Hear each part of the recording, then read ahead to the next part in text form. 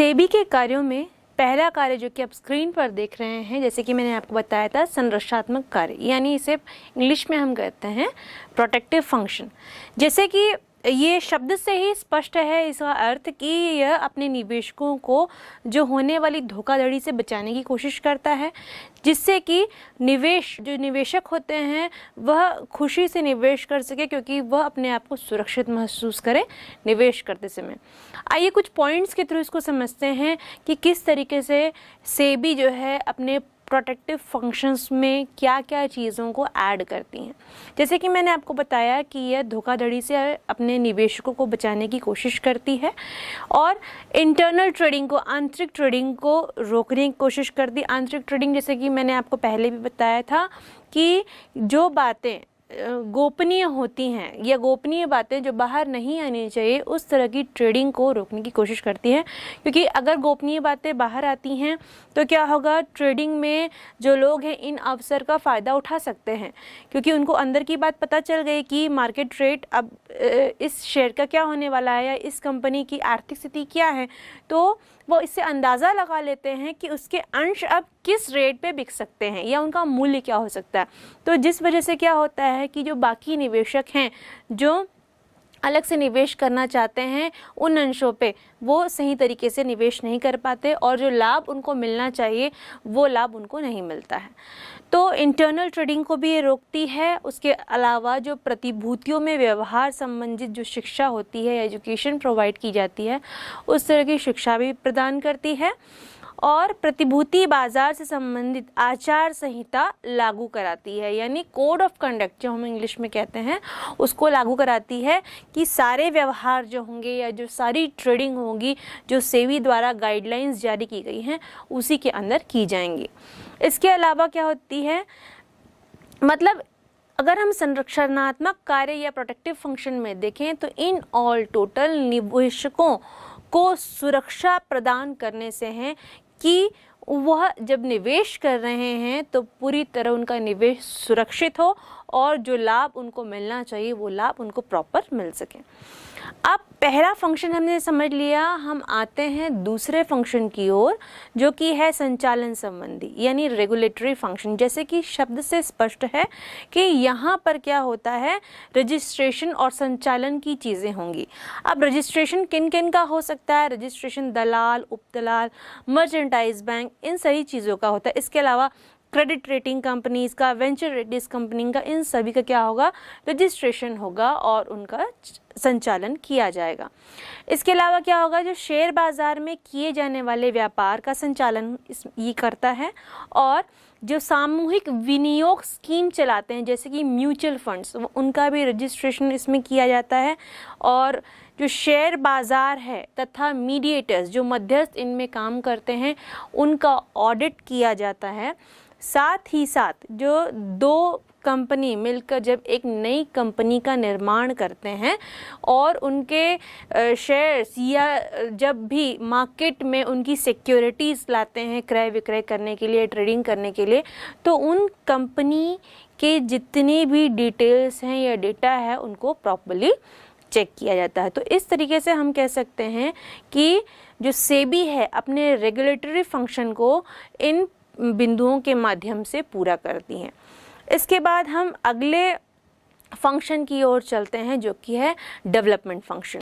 Development function यानी विकास संबंधी कार्य। इसमें क्या होगा, उन सभी कार्यों को सम्मिलित किया जाएगा जिससे कि निवेशकों का विकास हो, न केवल निवेशकों का, साथ ही मध्यस्थों का भी विकास हो। मध्यस्थ में कौन कौन आ सकते हैं, जो ब्रोकर्स आते हैं यानी दलाल, उपदलाल, मर्चेंटाइज बैंक्स, ये सारे लोगों का क्या करते हैं, ये लोग उनका विकास करते हैं, उनको प्रशिक्षण देते हैं और लोचशील दृष्टिकोण अपनाकर पूंजी बाजार का विकास करते हैं, शोध कार्य करवाते हैं। इसके अलावा जो शासी संगठन होते हैं, ठीक है, उनको प्रोत्साहित करते हैं और विदेशी संस्थागत निवेशकों का पंजीयन करते हैं। तो बच्चों इस तरीके से हमने सेबी के जितने फंक्शंस हैं उनको जाना और इन फंक्शंस में प्रॉपर क्या क्या कार्य सम्मिलित किए जाते हैं उनको जाना। आइए हम सेबी का एक छोटा सा ऑर्गेनाइजेशनल स्ट्रक्चर जानते हैं या सेबी के छोटे से संगठनात्मक ढांचे के बारे में छोटी सी चर्चा करते हैं कि ये होता क्या है। अगर हम सेबी को देखें तो सेबी जो है वो 5 फंक्शनल एरियाज़ में डिवाइड होता है और सभी के डायरेक्टर्स अलग अलग होते हैं।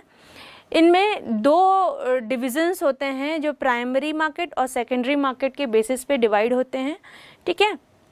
और जो ये समितियां होती हैं, जो 2 समितियां मैंने आपको बताई प्राइमरी मार्केट और सेकेंडरी मार्केट के बेसिस पे बनती हैं, ये जो समितियां होती हैं उनमें कौन कौन से लोग होते हैं, जो मार्केट के प्लेयर्स होते हैं और सेबी द्वारा जो मान्यता प्राप्त जो इन्वेस्टमेंट ऑर्गेनाइजेशन होते हैं वो होते हैं। अब ये जो समितियां होती हैं वो क्या करती हैं, वो केवल परामर्श दे सकती है सेबी को, ठीक है, कि क्या कार्य करना है, लेकिन इसके अलावा वह उस पर दबाव नहीं डाल सकती। और एक और सूचना मैं आपको देना चाहूँगी आपके जनरल नॉलेज के लिए कि जो सेबी के चेयरमैन हैं उनका नाम है सर अजय त्यागी। अब सेबी को हमने जान लिया और उसके ऑर्गेनाइजेशनल स्ट्रक्चर को जान लिया, उनके चेयरमैन को जान लिया, उसके साथ साथ उनके फंक्शंस को जान लिया। आइए अब हम कुछ टर्मिनोलॉजीज़ को जानते हैं जो कि शेयर बाज़ार में यूज़ की जाती हैं। देखिए बच्चों, ये जो टर्मिनोलॉजीज़ हैं ये आपने एक जगह सुनी भी होंगी। अभी रिसेंटली एक मूवी आपने देखी होगी अगर, जो कि है स्कैम 1992 हर्षद मेहता स्टोरी। इसमें अगर आप इस मूवी को देखते हैं तो इस मूवी में इस चैप्टर से रिलेटेड कई ऐसे टर्मिनोलॉजी या टेक्निकल वर्ड्स यूज़ किए गए हैं जिसको आप कनेक्ट करके अपने इन टर्मिनोलॉजी को और क्लियर कर सकते हैं। हालांकि मैं इस चैप्टर में अभी आपको ये जो टर्मिनोलॉजीज़ हैं आपको एक एक करके समझाऊंगी। आइए अब हम इन शब्दावलियों की ओर चलते हैं या टर्मिनोलॉजीज़ की ओर चलते हैं। पहली टर्मिनोलॉजी है बुल या तेजड़िया। अब ये क्या होते हैं, ये लोग जो होते हैं आशावादी लोग होते हैं, यानी पॉजिटिव लोग होते हैं। ये लोग हमेशा क्या सोचते हैं कि मार्केट ऊपर जाएगा, मार्केट ऊपर जाने की संभावना को हमेशा मानते हैं और मार्केट ऊपर जाएगा तो ये लाभ कमाएंगे, इस तरह का इनका विचार होता है, ठीक है। ये पॉजिटिव लोग होते हैं। अगर हम मंदड़िया यानी बेयर्स की बात करें तो ये ठीक तेजड़िया के विपरीत होते हैं। ये शेयर में मंदी आने का के बारे में विचार करते हैं और मंदी के द्वारा ही लाभ अर्जन करने का विचार करते हैं। अब ये बदला या कंटेंगो क्या होता है, जब तेजड़िया द्वारा भाव, तेजड़िया के कौन होते हैं, पॉजिटिव लोग होते हैं। हमेशा क्या होता है, भाव बढ़ने को ये लोग विचार करते हैं, भाव बढ़ेगा इसके बारे में। लेकिन जब वही भाव घट जाता है तो उस समय जो ट्रांजिशन होना चाहिए, जो ट्रेडिंग होनी थी, उसकी डेट को रोकने के लिए जो ब्याज देते हैं उससे क्या कहते हैं, बदला या कंटेंगो कहते हैं। उल्टा बदला यानी बैक वेडिंग इसके ठीक विपरीत होता है। यहाँ पे जो मंदड़िया लोग होते हैं उनके विचार जब नहीं मिलते या उन्होंने जो सोचा था या एजम्पशन किया था अगर वो ठीक से प्रॉपर नहीं हो पाता तो वो लोग इस स्थिति में क्या करते हैं, वो लोग ब्याज देते हैं कि डेट रुक जाए, जहाँ पर ट्रेडिंग होने वाली थी वो डेट या तो रुक जाए या एक्सटेंड हो जाए। तो वहाँ पे जब ये लोग ब्याज देते हैं तब उसे हम कहते हैं उल्टा बदला। इसके बाद बात आती है मंदड़िया बाज़ार, बेयर मार्केट। यहाँ पे क्या होते हैं, सब प्रॉपरली ये सोचते हैं कि जो चीज़ें हैं हमेशा नेगेटिव साइड में हो, मतलब मंदी का माहौल रहे। मतलब ये जो क्या करते हैं, शेयर्स को क्या कर लेते हैं, कम रेट में ख़रीद लेते हैं, ठीक है। अब इनके भाव जब बढ़ जाते हैं, बढ़ने पर क्या करते हैं, ये बेच देते हैं। यहाँ पे जब जैसे ही मंदी का माहौल आता है उन शेयर्स को ख़रीद लेते हैं क्योंकि कम रेट में शेयर्स मिले या सिक्योरिटीज़ मिली और उनको दिख रहा है इन फ्यूचर ये कि जो मार्केट है वो उठेगा तो उनको तब बेच दिया जाएगा। तो मंदड़िया माहौल क्या होता है कि शेयर्स को मंदी काल में उनका ट्रेडिंग करना। ठीक है, अब बात कर रहे हैं बोली मूल्य की यानी बिड प्राइस की। जब प्रतिभूतियों पर उनके मूल्य को बढ़ाकर लाभ प्राप्त करने या घटाकर लाभ प्राप्त करने की बारी आती है तो उसे बिड प्राइस कहते हैं। फिर बात आती है ब्लू चिप अंश की। जब यहाँ बड़ी कंपनियों के अंश की बात करते हैं तो उसे ब्लू चिप अंश कहते हैं। अंश यानी बोर्सेस, स्टॉक एक्सचेंज को बोर्सेस कहते हैं। दलाल, ब्रोकर, ये लोग वो होते हैं जो कि इसका पार्ट नहीं होते हुए भी क्या करते हैं, अब जो पार्टिसिपेंट्स हैं उनको क्या करा के देते हैं, प्रतिभूतियों में व्यवहार करवा करके देते हैं। फिर बात आती है क्रय विकल्प यानी कॉल ऑप्शंस की। क्रय विकल्प में क्या होता है कि जो प्रतिभूतियां ली गई हैं उसे समय के बाद खरीदना है या नहीं खरीदना है उसका डिसीजन लिया जाएगा, तो वहाँ पे होता है कॉल ऑप्शन। उसी के विपरीत होता है विक्रय विकल्प या पुट ऑप्शंस। फिर आगे बात आती है रोके रखना या कॉर्नरिंग की। जब किसी प्रतिभूति को, किसी बड़ी कंपनी की प्रतिभूतियों को कोई एक व्यक्ति या बहुत सारे लोगों द्वारा उसके निवेश को रोका जाता है या उसके विक्रय को रोका जाता है, तो वहाँ पे बात आती है रोके रखना या कॉर्नरिंग की। फिर आता है संशोधन यानी करेक्शन। मान लीजिए बाजार में किसका समय चल रहा है, किसी प्रतिभूति जो है वो तेजी काल में चल रही है, उसकी तेजी चल रही है, अचानक उसमें मंदी आ जाती है तो वहाँ उसमें संशोधन हो जाता है। उसके बाद बात आती है पेपर रहित यानी डीमैटेरियलाइजेशन की। जैसे कि आपने डीमैट सुना हो, डीमैट अकाउंट का जो उसकी उत्पत्ति हुई है वो डीमैटेरियलाइजेशन से ही हुई है, क्योंकि पहले क्या होते थे, शेयर्स या सिक्योरिटीज़ जब भी कोई खरीदते थे वो पेपर्स में होते थे, और उस समय क्या होता था, किसी कारण से अगर वो पेपर खो गए तो उनकी संपत्ति का ह्रास होता था या उन्होंने जो इन्वेस्टमेंट किया है, निवेश किया है, उसका ह्रास होता था। तब उस स्थिति से बचने के लिए सारी चीज़ें जब ऑनलाइन हो गई तब वहाँ पे पेपर रहित या डीमैटेरियलाइजेशन वर्ड सामने आया। उसके बाद आता है यूरो बॉन्ड। यूरो बॉन्ड क्या होता है, देश से बाहर जब निर्गमित किया जाता है ट्रेडिंग तो वहाँ पे जो होता है यूरो बॉन्ड यूज़ होता है, या उस समय जब सिक्योरिटीज़ को देश के बाहर निर्गमित किया जाता है तो वहाँ पे यूरो बॉन्ड यूज़ किया जाता है। फिर आंतरिक ट्रेडिंग, जैसे कि ये वर्ड मैंने पहले भी आपको बताया है कि जो चीज़ें गोपनीय हैं उनको बाहर ना लाना, और अगर वो लोग जान गए हैं या कुछ लोगों की जानकारी में आ गया है और उस वजह से वो ट्रेडिंग कर रहे हैं तो वो आंतरिक ट्रेडिंग कहलाती है। फिर आती है बात संस्थागत विनियोगता की। संस्थागत विनियोगता में वो सारी कंपनियां आती हैं जैसे इंश्योरेंस कंपनियां, म्यूचुअल फंड्स, ये सारी कंपनियां आती हैं।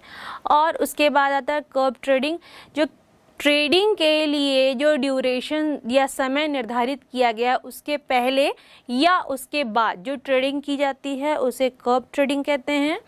लेम डक क्या होता है, जब मंदड़ियों को अपने कहे गए बात या मंदड़ियों ने कोई सौदा तय किया है उस सौदे को पूरा करने में या उस तरह वो ट्रेडिंग करने में उन्हें समस्या आती है तो वहाँ पे लेम डक स्थिति उत्पन्न होती है। उसके बाद आती है बात सेबी की। सेबी जैसे कि आपको मैंने पूरे डिटेल्स दे दिए हैं सेबी होता क्या है। फिर सिक्योरिटीज़ आती है। सिक्योरिटीज़ क्या होते हैं, ये प्रपत्र होते हैं जैसे ऋण प्रपत्र होते हैं, ठीक है, जैसे डिबेंचर हुआ, बॉन्ड्स हुए, ये मैंने आपको बताया हुआ है। उसके बाद आती है सेंसेक्स। सेंसेक्स क्या होता है कि जैसे मुंबई शेयर बाज़ार, वहाँ पे क्या होता है 30 कंपनियों के अंश के आधार पर, है ना, अंश के बाजार भाव का जो सूचक होता है उसे सेंसेक्स कहते हैं, ठीक है। और अब शॉर्ट सेलिंग होती है। एक बात, शॉर्ट सेलिंग क्या होती है, जब अपने पास प्रतिभूतियां नहीं है लेकिन उसके न होते हुए भी उसकी सेलिंग कर दी जाए कि इन फ्यूचर जो होगा वह मंदी की स्थिति में आएगा और कम भाव पर बिक जाएगा। अगर ऐसी स्थिति नहीं उत्पन्न होती तो जिन्होंने इस प्रकार की ट्रेडिंग की है उन्हें काफ़ी नुकसान का सामना करना पड़ता है। और इसके बाद आता है सट्टेबाज, स्पेक्यूलेटर, यानी ये वो लोग होते हैं जो डायरेक्टली जो है ट्रेडिंग नहीं करते या क्रय विक्रय नहीं करते हैं, लेकिन इन अंशों का लाभ लेने के लिए यह सट्टेबाजी करते हैं। और उसके बाद आते हैं चंचल सट्टेबाज। ये लोग नए जो इश्यूज़ आते हैं या जो नए सिक्योरिटीज़ आती हैं उनके लिए एप्लीकेशन देते हैं और उससे ज़्यादा वो उस पर कुछ खर्च नहीं करते। तो बच्चों ये जो कुछ ऐसे टर्मिनोलॉजीज़ थी जो कि आपको यूज़ की जाती हैं या आप सुन सकते हैं शेयर बाज़ार में कि लोग इस तरह की टर्मिनोलॉजी का यूज़ करते हुए बातें करते हैं। तो बच्चों इस तरीके से जो हमारा वित्तीय बाज़ार चैप्टर है वो समाप्त होता है। आशा है आपको ये चैप्टर अच्छी तरीके से समझ में आया होगा और आपको ये चैप्टर इंटरेस्टिंग लगा होगा।